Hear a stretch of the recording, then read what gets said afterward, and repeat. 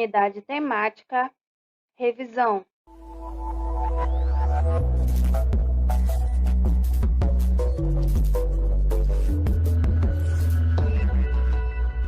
Conteúdo: o ciclo da borracha e a Belle Époque.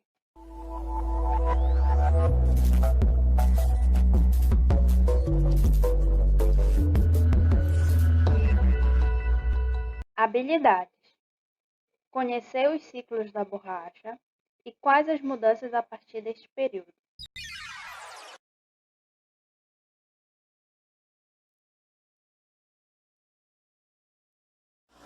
Olá pessoal, eu sou a professora Carolina Costa de Estudos Amazônicos. Sejam bem-vindos à nossa sala virtual, que foi criada com o objetivo de ajudar e facilitar os estudos em casa.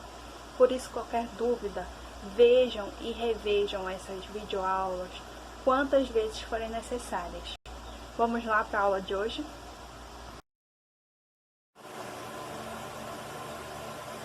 Sabemos que a intenção principal do colonizador em explorar e ocupar a Amazônia estava na intenção de encontrar metais preciosos.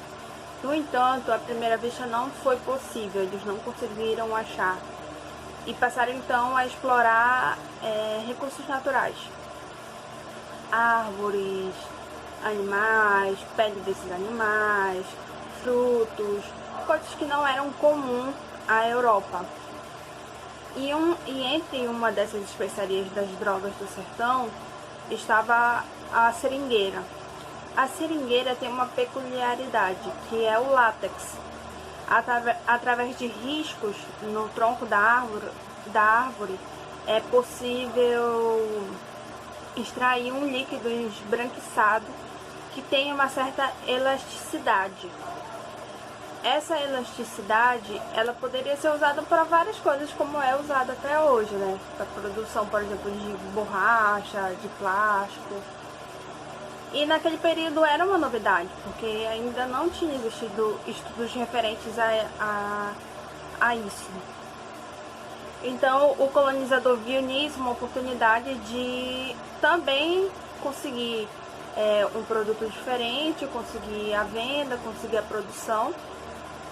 E tentou a exportação desse produto na sua forma bruta. Mas nós sabemos que a questão do acesso à região da Amazônia é muito difícil.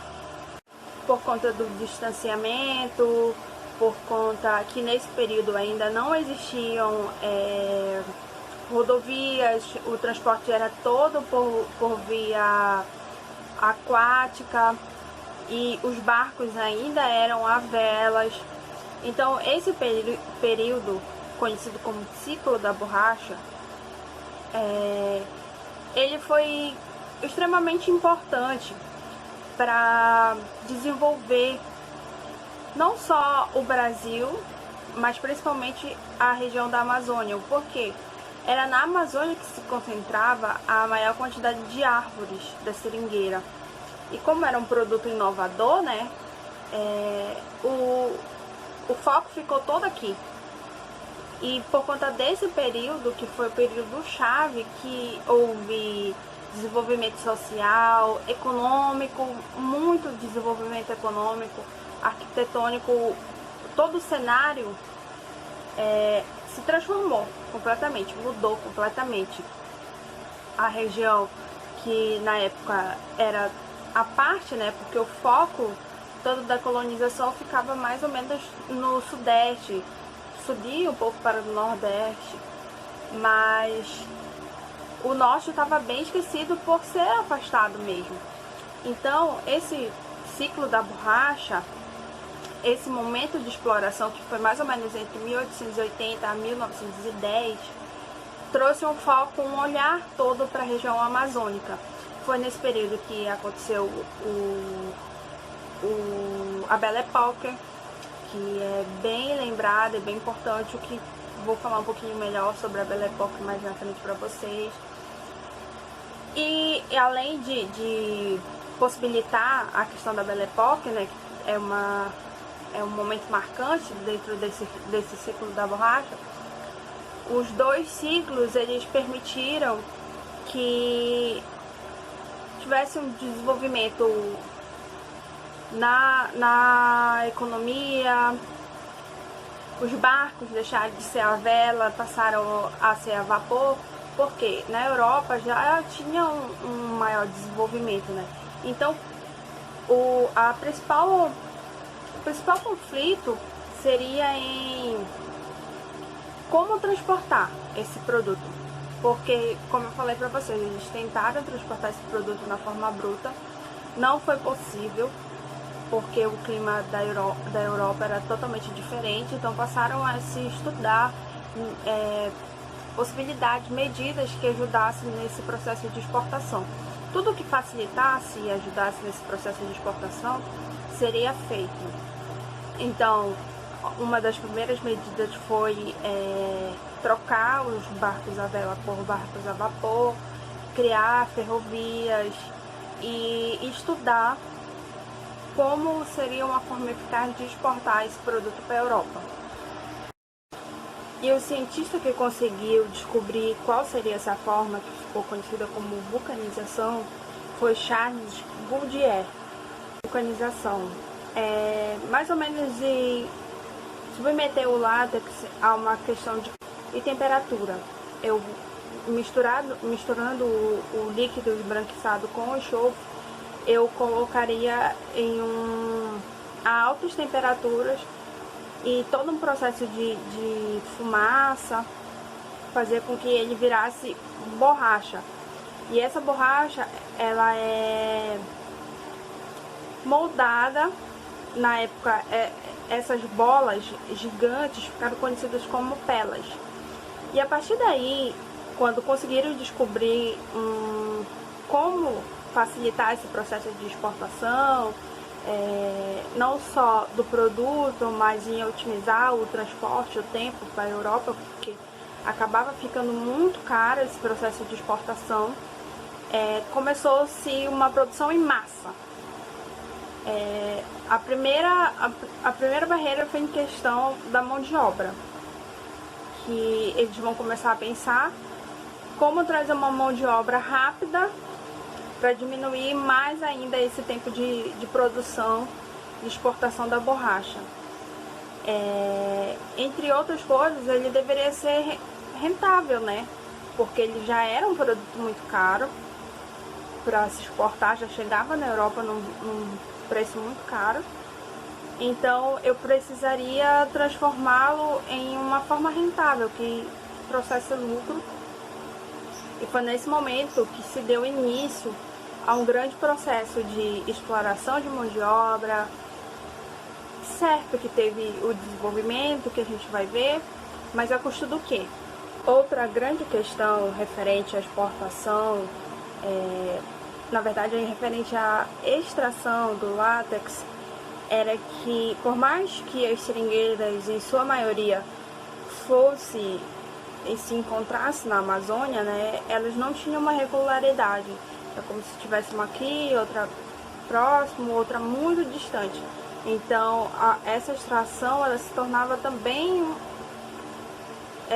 demorada, porque por vezes o seringueiro ele precisava percorrer até 15 quilômetros.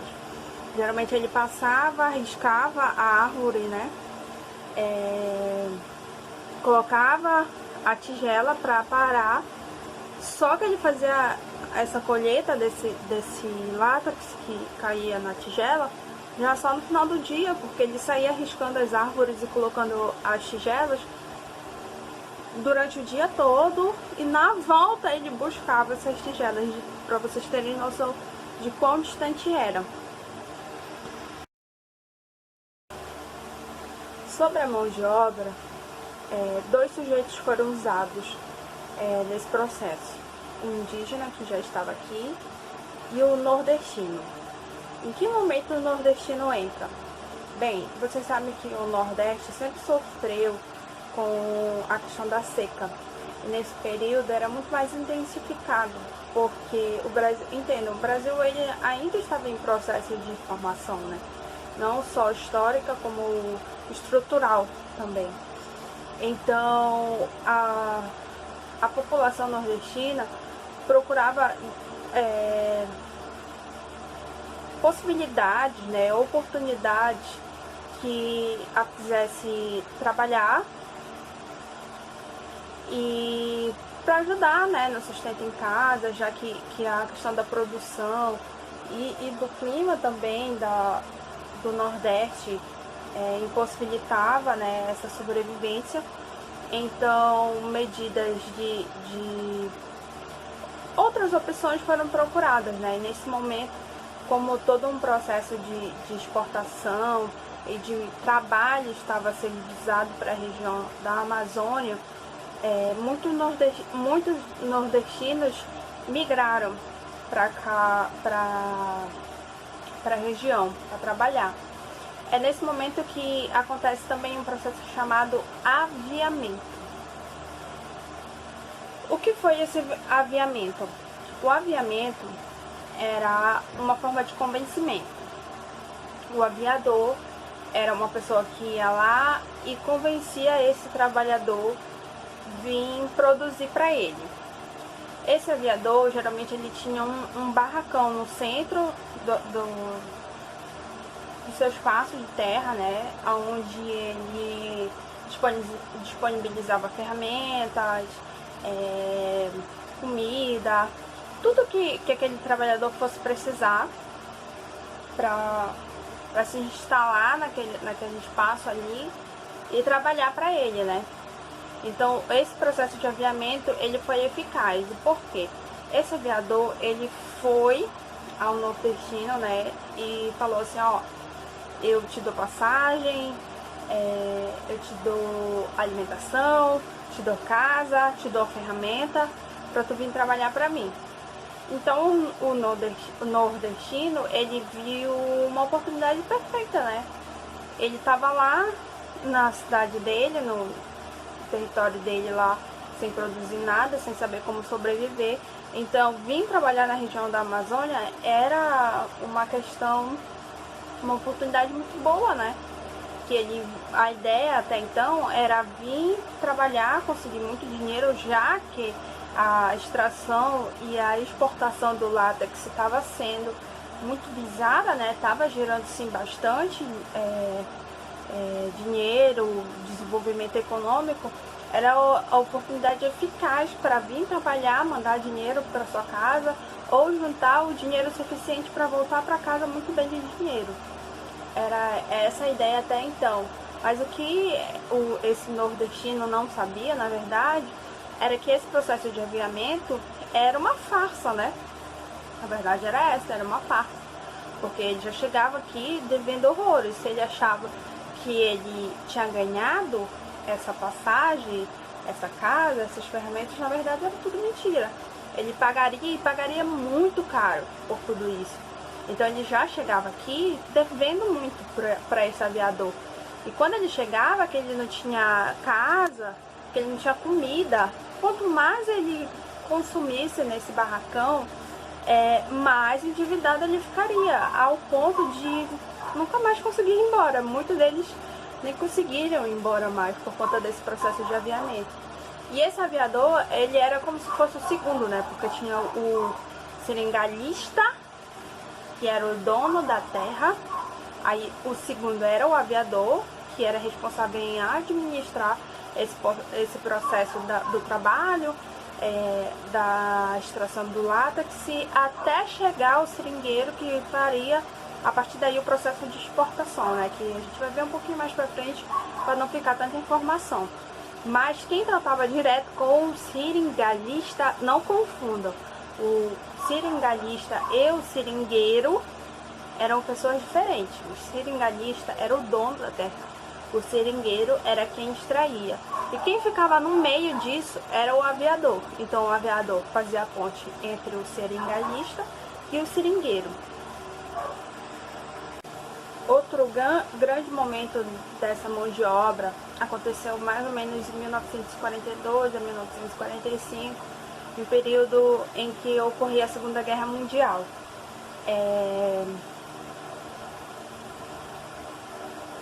O exército brasileiro, em parte, foi enviado para a Segunda Guerra Mundial, para ajudar na Segunda Guerra Mundial. E isso mexeu com todo o Brasil, né? Alguns sujeitos queriam participar desse processo histórico, né, que o mundo estava vivendo. Foi aí, mais ou menos, em que a produção da borracha ela já estava um pouco mais estruturada. E, então, viu-se nesse momento uma oportunidade incrível de incentivar essa vinda desse trabalhador para a Amazônia. É aí que entra um projeto chamado SENTA. O que era o SENTA? Era o Serviço Especial de Mobilização de Trabalhadores para a Amazônia, instituído em 1943. Ele era um alistamento compulsório, especialmente aos nordestinos que sofriam com a seca.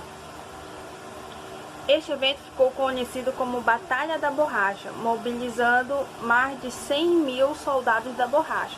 Ou seja, eles divulgavam a ideia de que se tu não tinha tido a oportunidade de ir para a Europa lutar na Segunda Guerra Mundial, tu podia colaborar vindo para a Amazônia. Por quê? Porque os Estados Unidos foi um grande exportador dessa borracha para produzir utensílios para a guerra, né? Sapatos, botas, bolsas, entre outras coisas que eles usariam na guerra. Então, como os Estados Unidos estava com uma demanda bem alta da exportação, né, do látex,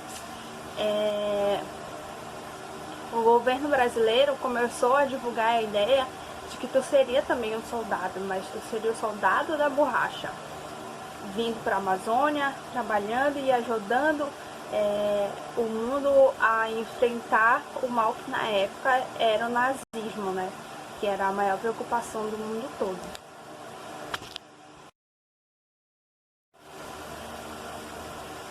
Ainda falando sobre esse processo de desenvolvimento, dentro do primeiro ciclo da borracha, que foi realmente o boom da novidade, né? Ocorreu um período histórico chamado Belle Époque, que é uma palavra em francês traduzida para o português, quer dizer bela época. Como eu falei para vocês, o foco de árvores estava todo na região amazônica, né? Então, duas cidades foram as principais na questão da exportação, né? Por possuir portos, foi Belém e Manaus. E por ser essa ponte da exportação, onde realmente o produto final sairia, né? O produto final, na sua forma secundária, que a gente pode dizer, né? Porque ele tinha forma bruta, era vulcanizado e daqui saíam as pelas para poder as indústrias da Europa gerarem os produtos, que já seria o produto final no caso mesmo, né? Essas pelas, elas chegavam a essas cidades, que era Belém e Manaus, e por conta disso, todo o interesse, toda uma visão e toda uma preparação foi feita a essas cidades. A Belle Époque, ela trouxe importantes construções, principalmente arquitetônicas. A gente vê até hoje, né? A maioria desses locais criados, eles existem até hoje. No exemplo daqui de Belém, né? Nós temos o Teatro da Paz, nós temos o Ver o Peso, que foi criado nesse período. Lembrando que o porto era mais ou menos ali ao lado do Ver o Peso. Eram de lá que saíam os grandes navios, né? Deixa eu ver, a Praça Batista Campos, entre outros locais criados, cafés. O porquê? Nesse momento histórico, a França era o principal foco, era o país mais desenvolvido do mundo nessa época. E referência para muitos outros, né? Não só politicamente, economicamente, como socialmente, né? Então, a ideia da região amazônica foi criar um local, um espaço tipo um Paris na América. Essa frase é muito conhecida, muito clichê, é o Paris na América. Então toda uma preparação social foi feita para dar a ideia de que aqui era desenvolvido também. É por isso que houve essa questão das construções, as vestimentas mudaram, passaram a se vestir como se vestia na Europa. Imagina o calor que dá aqui e lá é frio. Meu Deus do céu, né? Aquelas roupas enormes. Fora os costumes em questão de chá da tarde, coisas que não eram comuns na região amazônica, todo uma preparação, um costume foi criado para que se desse a ideia de que aqui também há o desenvolvimento, e realmente houve muito desenvolvimento, né? Muita riqueza, só que o investimento foi todo nisso, né? Em ter uma aparência de desenvolvido. Na real, nunca se preocupou em criar indústrias, e isso vai prejudicar bastante em relação a depois, né? Quando viu o declínio da borracha, isso vai ficar muito mais evidente. A aparência toda vai ter, mas o desenvolvimento mesmo vai acabar quando as exportações do látex se diminuírem, né? À época, o governador do estado era Antônio Lemos. Antônio Lemos, ele tinha uma ganância, nós podemos dizer assim, ou uma gana em mostrar essa aparência que eu falei para vocês de desenvolvimento. E ele foi muito marcante em relação a trazer melhorias para Belém, né? Eu vou ficar mais em Belém do que em Manaus, porque Belém é a nossa história, né? Mas do mesmo jeito houve essa preocupação por Eduardo Ribeiro, que era o governador de Manaus. O mesmo processo que aconteceu em Belém também aconteceu em Manaus. Antônio Lemos buscou implantar em Belém uma rígida administração, objetivando modernizar, sanear e embelezar a capital paraense aos moldes de Paris.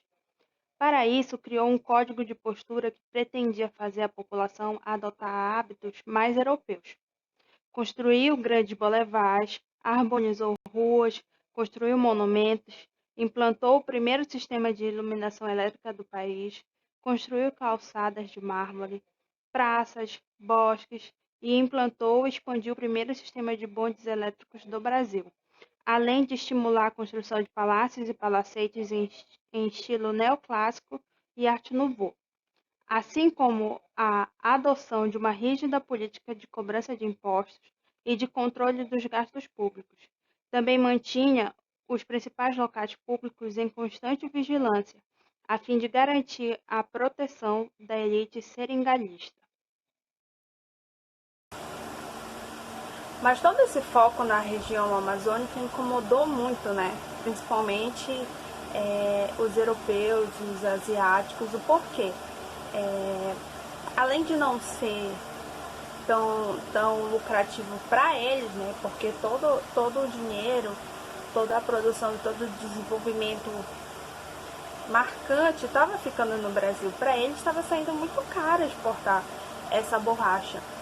E como eu falei para vocês, eles, além de estudarem formas de exportar e facilitar o transporte para essa exportação, eles também começaram a estudar uma forma de produzir essas seringueiras no seu território. Foi aí que a Ásia começou a estudar como plantar essa seringueira e conseguiu. E um detalhe importante, como eu falei para vocês, na Amazônia não tinha uma regularidade de uma linha de árvores. O seringueiro extraía aqui, mais bem ali, outra lá longe, outra bem mais distante.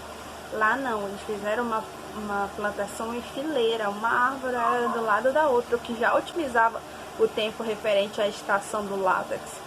Fora que a Ásia era muito mais próxima da Europa do que sair da região da Amazônia, que já era difícil de chegar, até exportar a borracha para a Europa. Era muito mais barato para exportar da Ásia para a Europa do que da região amazônica para a Europa.